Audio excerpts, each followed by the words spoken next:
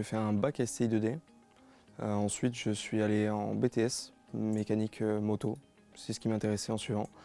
Et pour me perfectionner, pour apprendre d'autres choses en suivant mon BTS, j'ai choisi la licence au MSA pour apprendre l'autre partie de l'atelier que je ne connaissais pas, la partie plutôt administrative.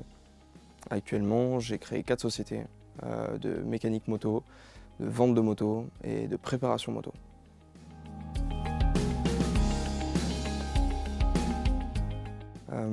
Elle m'a appris à gérer un atelier, les clients, à savoir faire des devis, à savoir m'exprimer auprès d'un client, à être organisé tout simplement. Parce qu'un atelier, c'est bien sûr un savoir-faire au départ, c'est manuel, mais tout le derrière, tout ce qu'on ne voit pas, la gestion de dossiers d'assurance, etc., c'est très important. Il faut être organisé, il faut savoir faire. Il y a une méthodologie à suivre qu'on ne connaît pas si on ne fait pas la licence au MSA.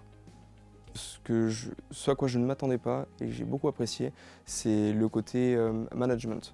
Je savais qu'on allait aborder cette partie-là, mais pas sous cette forme-là, on va dire. Donc ça m'a beaucoup servi.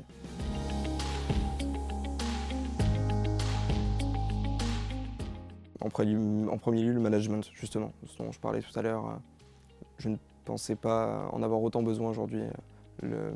Manager une équipe, c'est très important. C'est la réelle clé pour moi du succès. Aujourd'hui, j'ai une dizaine de salariés et c'est compliqué.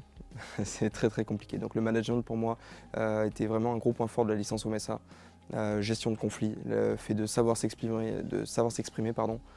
savoir expliquer quelque chose à un client sans envenimer la situation.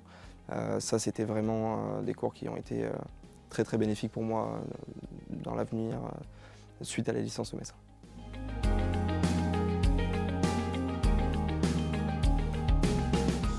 Surtout de foncer, de croire en ses rêves, pas s'éparpiller. Il faut rester, on va dire, avoir la tête sur les épaules, quoi.